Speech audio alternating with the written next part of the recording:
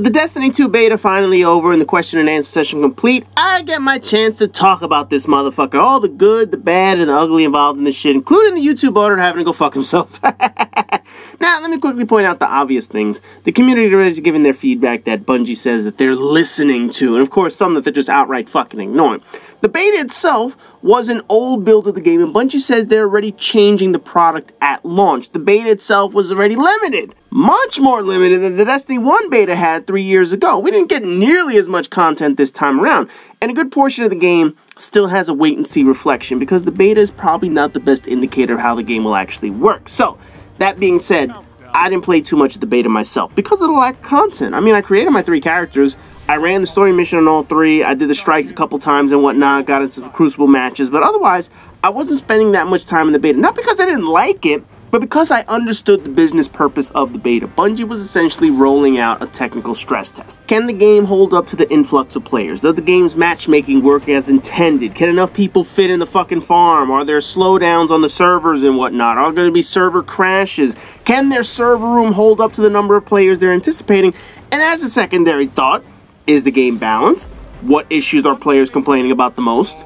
So aside from doing the story mission on each character and constantly running that one strike mission, there wasn't a lot to do other than spend hours in the Crucible, you know, which is something I never liked to do in Destiny anyway. At least in the Destiny 1 beta, you got to actually rank up the characters a little bit. The more you played, the more powers you unlocked in this motherfucker. This one, they were already there. There was nothing to rank up, nothing to unlock. It was basically all set. Here are the little pieces that you can play.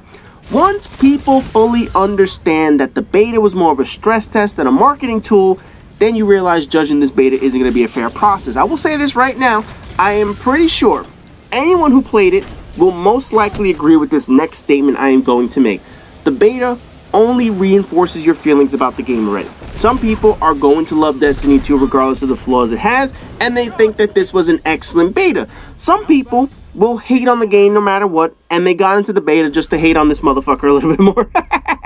Oh, on a side note, I happened to stumble on a video of this asshole channel that I saw a few years ago. Of course, I won't mention names, but a few years ago, he had a pretty damn good rant about Destiny and the problems that it had at launch. It was a spot-on fucking rant. I couldn't have probably written it any better. For whatever reason, this asshole has held a grudge against this game and only seems to make videos that complain about Destiny or Call of Duty, and then he compares them to Overwatch. He's made 2 Destiny 2 beta videos, one saying how bad the game will be before the beta release, and then after playing the game saying how horrible the next game is going to be. Meanwhile, he says he's going to buy the game just so that he can make complaint videos. On top of that, all his complaints take absolutely none of the improvements the game made over the past 3 fucking years because he never played any of it. He stopped after the first DLC, but still continues to hold this illogical grudge and listed all the things wrong with the game that were actually factually incorrect. Not even opinion items. I don't care if somebody doesn't like the game, but we're just talking things that are factually incorrect, but he's going to buy the game because he needs to make videos to complain about the game, because he needs to make money on YouTube to complain about this motherfucker. He needs to write his script of witty anger and then read the whole fucking thing like a bad voice actor. And then expecting people not to buy this game, but watch his videos. That way he can make some money off of that motherfucker. You know, people like this are the biggest pieces of miserable shit you will ever fucking find. You know, it's one thing to buy a game and be disappointed about it and then ditch it after you do a rant video. Like, oh, I bought this game, it sucked. Fuck this game, I ain't going back. That's one thing. It's another thing to keep playing it just to rant, keep buying the DLC of all fucking things, and then you want to nitpick all the flaws and ignore the decent parts of the game, you know, just to make an angry complaint video? Really? Completely skewed from facts to put money in your own fucking pocket? That is a true piece of shit, and one sad, pathetic excuse of a human being. You know, that's right up there with the assholes who steal videos from Bungie and IGN. They take the footage, and then they make a video about upcoming content. Oh, you beautiful bastards. Look at my jolly good video. I managed to swipe off another channel, remove the audio, leave the watermarker on the fucking page, and pretend that I'm telling you brand new information that the channel's video who I stole this shit from didn't already tell you. What the fuck is wrong with this place, man? What in the fuck is happening to YouTube? You know what? I'm going off on a tangent right now. Let's get back into this shit. Anyways, like I was saying, I don't think this beta is going to change anyone's mind one way or another. Fans are going to buy the game. Haters are going to hate on the game, whether or not they buy it or not. And then the people who were iffy before or after the beta are probably still iffy now. There are people who played and loved Destiny 1, but they burned themselves out on that shit, and they feel like Destiny 2 is just not that good. Then there are players who don't like the changes, still don't like the changes, now that they've actually played the beta. Some people enjoyed the game, but they played it sparingly, so they played the beta sparingly, but they still enjoyed it. You know, there's a whole bunch of people in between. But essentially, for those who played the game, did the beta massively sway you in any way? Were you all set to buy this game, dying to play it? Yes, I'm absolutely going to try this shit, only for the beta to come out and you'll be like, nah, fuck it. Was there anyone with major doubts about this game? That they tried the beta on the access for Friday, free access and shit like that, just for shits and giggles, and now you feel like, oh, this is awesome, I have to go out and buy this game. I highly doubt that shit. The beta basically reinforces who likes this game, who doesn't, and who is still on the fence about playing the shit. And honestly, Bungie was probably expecting that. So, there isn't anything that they're overly concerned with at this point. Now, in the time that I actually played it, I can say that some of the complaints about the differences in Destiny 1 versus Destiny 2 are still some of the complaints that I think are going to be the problems. Before the beta even started, before people even got their hands on the game, Bungie was very clear that they're still not separating PvE from PvP. This has to be the biggest issue and complaint players have been making from year one, including myself. So going into this beta, you knew this was going to be a problem. I knew this was going to be a problem. Sure enough, the core problems of the game are still going to plague this fucking thing. The biggest thing that Destiny 2 made changes on really focus on PvP as opposed to the co-op portion of the game. You know, almost all the changes the game made were really to address the balance issues the Crucible has and why it was such a problem in fucking Destiny 1. However, all I think they're doing is moving one problem to another problem. All they're doing is just shifting the area where the problems are going to be, and I'll get into that a little bit later. But some of the bigger changes they made were the gun system, moving anything that's not a primary weapon to the power weapons. Basically, they're making primaries either kinetic or energy, because of those two items would really have no bearing on player versus player in the Crucible. You don't do arc damage in the Crucible to other players. You don't do void damage or whatever the fuck. So both of those guns have essentially no differential purpose in the Crucible. If you want to have a pulse rifle and a fucking hand cannon, you can now have that. It effectively removes the shotgun and sniper rifles from the secondary slot, which was the root of all gun balance issues in the Crucible in year one. Meanwhile, that fusion rifle they gave us was a fucking monster. Once you got ammo for that shit, holy shit, I love that motherfucker. But anyway, man, when you get to the co-op portion, where that's more of a factor, the new gun system really makes very little sense. Aside from seeing an enemy with an arc, void, or solar shield, using the energy weapon didn't give you a great advantage over a primary. It was just the same weapon, only without an element. I know ammo was an issue in the beta, but apparently Bungie says that was a problem. They're going to change that shit anyway. It just seems fucking stupid that they couldn't do this ahead of time when we're actually playing the fucking beta. You know, they're like, oh yeah, the problems that you guys are having in the beta really reinforces the changes we're going to make at the launch of the game. Why don't you fucking change that shit now to see if we like it, motherfucker? Anyway, the set perks on the guns are also something that they had to change. Now, before you could get, like, say, a shadow price with random perks and sights on the guns. Maybe one with more stability, a bigger magazine, more damage in the bottom of the clip, fires faster with more recoil, more range, less range, but more impact, whatever the hell it is. It was a never-ending chase for the perfect weapon. Now the weapons are all set in their perks. Personally, I don't mind that change. I'm not saying I like it. I'm saying I don't mind it. But that's a Crucible change. That's not so much a co-op change. Movement was made slower because, again, Crucible players who mastered fast movements had a distinct advantage over players who didn't utilize that. Now, they slow people down, which makes you feel tad slower in PvE than you did in Destiny number 1. I love Titan scaling. Well, I figured out how to do this whole Titan floating shit in the new Titan scaling way, which is just as fast. The running itself feels a touch slower. Not dramatic, but it's noticeable. Obviously, that had to do with the armor on the Titan, but even the other two classes, the Warlock and the Hunter, felt just a touch slower in this game.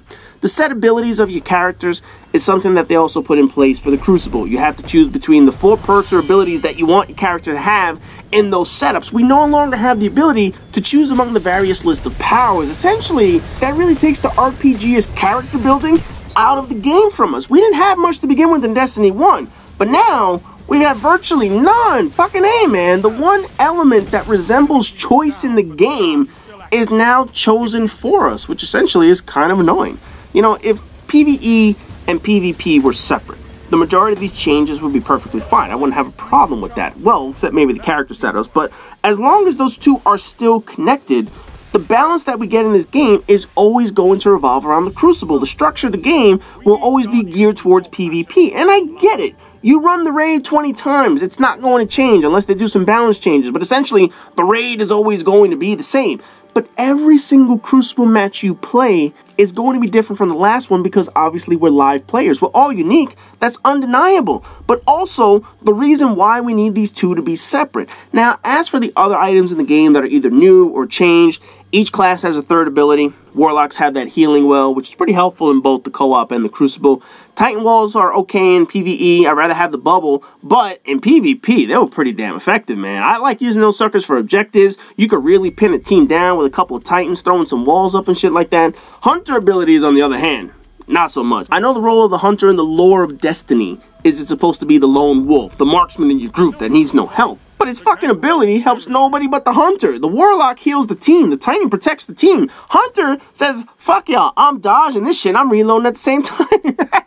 It's fucking stupid, man. I found very little use for that shit in the co-op portion. I barely used that shit in the strikes. I used it for the sake of using it, but it's not a game changer for the class. It has far more use in the Crucible than anything because it doesn't help your teammates like the other two abilities. It's really a letdown that once again, they made the Hunters a non-team player at the start of the game. You know, it wasn't until the Night Stalker class where they added some more support uses for the Hunter, but otherwise, no fucking team use in that ability whatsoever. Speaking of the classes, we have 3 new classes and changes to all the existing classes. The Sentinel is fucking awesome, by the way. Holy shit. That is so goddamn awesome that he's going to be nerfed unquestionably. Man, that shit is powerful. I love that the super has multiple abilities right now, as opposed to just one fucking use. You know, you can shield bash, you could throw the shield, you could block incoming damage, or you could just burn your super and throw up another bubble if you wanted to. Honestly, in PvE content, the Defender Titan was unquestionably the best of the 3 subclasses. Not fantastic for the average Crucible player, but pretty amazing once you learn how to use them properly and fuck shit up in the Crucible. But the Sentinel? Holy motherfucker, this class is going to be amazing in both co-op and the Crucible. I'm really happy with this change, but I have to temper my excitement because I know they're going to scale the powers back at some point. It's just too goddamn powerful right now. Smash Titan has a roving super now, which is pretty cool. Otherwise, I didn't see much use to the class, so didn't see a reason to take that class over the Sentinel right now other than needing Arc Burn. Dawnblade on the Warlock, it's alright. You know, I wasn't a fan of the setup that they gave us in the beta, but otherwise, throwing flaming swords was pretty decent since the Sunsinger was a total dick class of Destiny 1. This is obviously a change that Bungie had to remove because the number of mechanics that the Warlock could bypass, and with the only chance to revive himself, you know, I get it. I have no problem that Bungie made this change. It just feels like the class itself that they're replacing it with is not as impressive, and certainly not as impressive as the Sentinel. The Voidwalker, though, what the fuck, the new Nova Bomb? I get the change. I understand how it works, but it fucking sucks. Yeah, that was what the Nova Bomb we had access to in the setup, and I know there's another Nova Bomb that you could pick when you choose your Voidwalker, and if I'm not mistaken, I thought they had a roaming one. I'm not sure about that shit. Man, that shit was horrible. Both for co-op and the Crucible. The only decent thing about the Voidwalker is the class still has Blink. That's about the only reason why I would take that motherfucker. The Hunter Arcstrider seems just as useless as the Blade Dancer. You know, Hunters always had PvE issues until the Night Stalker came around. Because once the Night Stalker came around, that shit was badass for the fucking co-op portion, especially in the raids. Blade Dancer, their only main use was their invisibility, particularly when against Crota. You know, when you stab the motherfucker and then you're able to hit him with the swords and shit like that. Gunslingers, main use was to create orbs by using their supers for your teammates who had the other better supers. So it's like, hey, I need a bubble. Okay, let me use my golden gun to make some fucking enemies. That was the only fucking way that you were actually going to be useful when it came to the raids or strikes or nightfalls and shit like that. And the biggest setback for the Blade Dancer was that you were not going to get too close to the hardest enemies in the game. You weren't going to get to melee Valis to Arg during Nightfall, or Blade Dance Atheon, or backstab Oryx. It just wasn't possible. So it was a relatively useless class when it came to the raids and the Nightfalls. But for whatever reason, all that uselessness was now given to the Arcstrider. And look, while it looks cool to flip around and shit like that with an electric staff and combo shit if you know the right buttons during the super, it's still relatively useless when it comes to co-op. For the Crucible, sure, it has its uses. For co-op, fuck that. I would never use that goddamn class. Gunslinger also has some annoying shit with that goddamn 6-shooter ability. Look, it's decent for PvE. If you have a lot of enemies in a room close together, you can knock those shits out with 6 quick shots. But in the Crucible, it doesn't last long enough. Plus, Crucible mode's only 4 versus 4. What the fuck do you need 6 shots for?